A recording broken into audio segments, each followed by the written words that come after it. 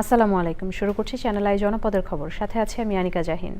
এখনকার এই সংবাদ আয়োজন একই সঙ্গে চ্যানেল আইয়ের ইউটিউব চ্যানেল এবং চ্যানেল আইয়ের ওটিটি প্ল্যাটফর্ম আই স্ক্রিনে লাইভ স্ট্রিম হচ্ছে।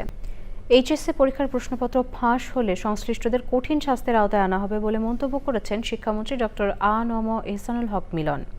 এইচএসসি ও সমমান পরীক্ষা উপলক্ষে বরিশাল অঞ্চলের কেন্দ্র সচিবদের সাথে মতবিনিময় সভায় তিনি বলেন, নতুন প্রজন্মকে নতুনভাবে গড়ে তোলা হবে।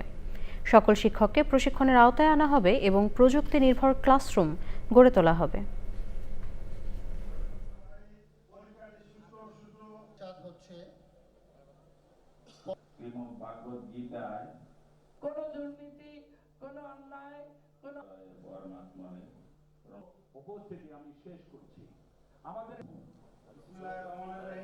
আলিম পরীক্ষার নতুন একটি বিষয় আমরা শুধু 9টি বোর্ডের জন্য একক প্রশ্ন এনেছি।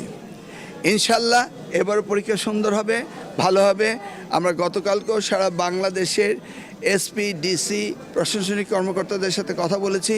আমি সারা বাংলাদেশের প্রত্যেকটি বোর্ডে ঘুরে ঘুরে মত বিনিময় করছি। শিক্ষার মান উন্নয়নের জন্য কী কী করা যায়, শিক্ষায় শিক্ষকদের কী কী অসুবিধা রয়েছে, প্রাতিষ্ঠানিক কী কী দুর্বলতা রয়েছে, সেগুলি আমি সকলের সাথে আলাপ করে সেই বিষয়ে ব্যবস্থা নেওয়ার জন্য আমার এই সফর।